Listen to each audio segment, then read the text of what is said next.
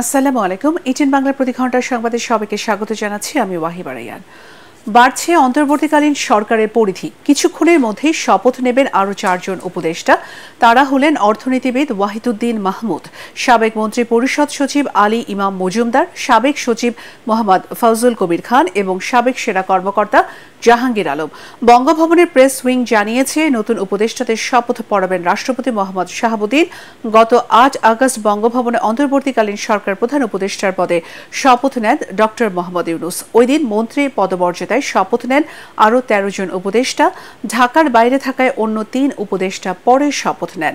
নতুন সরকার দায়িত্ব নেয়ার 1 সপ্তাহের মধ্যেই বাড়ল উপদেষ্টা পরিষদের পরিধি। সদ্য অব্যাহতি পাওয়া সেনা কর্মকর্তা মেজর জেনারেল জিয়াউল আহসানকে সিএমএম আদালতে নেওয়া হয়েছে।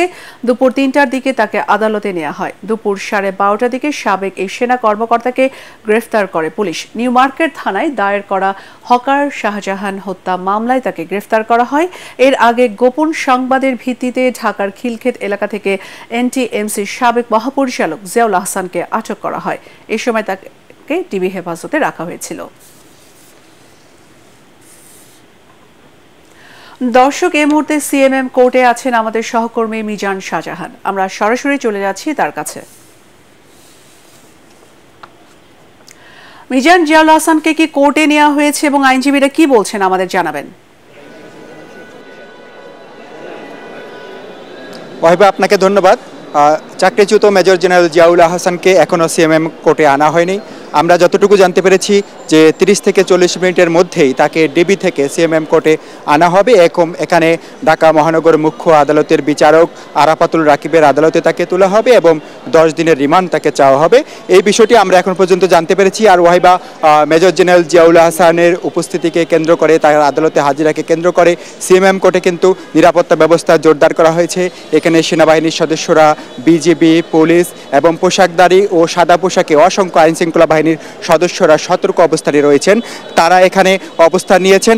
আর আপনি জানেন যে মেজর জেনারেল জিয়াউল আহসানকে গতকাল রাত খিলক্ষেত থেকে গ্রেপ্তার করা হয়েছে। তাকে নিউ মার্কেট থানার একটি হত্যা মামলায় গ্রেপ্তার দেখা হয়েছে। একজন দোকান কর্মচারীকে হত্যা মামলায় তাকে গ্রেপ্তার করা হয়েছে।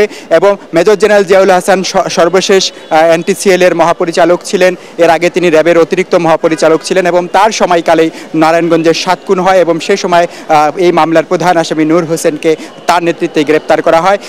আমরা যতটুকু জানতে পেরেছি যে এই হত্যা মামলা ছাড়াও তার বিরুদ্ধে বিভিন্ন অভিযোগ রয়েছে। যেমন তিনি যখন এনটিসিএল এর মহাপরিচালক ছিলেন তখন বিভিন্ন নেতার মোবাইল ফোন তিনি রেকর্ড করেছেন এবং এই সব বিষয় নিয়েও তার বিরুদ্ধে অভিযোগ রয়েছে।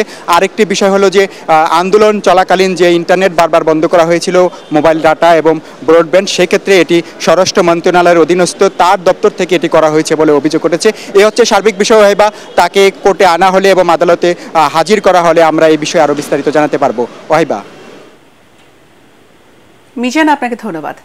দর্শক, পরবর্তী সংবাদ দেখার আমন্ত্রণ জানিয়ে এখনকার মতো শেষ করছি। এটিএন বাংলার সংবাদ ইউটিউবে দেখতে ব্রাউজ করুন youtube/ATN Bangla News। ধন্যবাদ।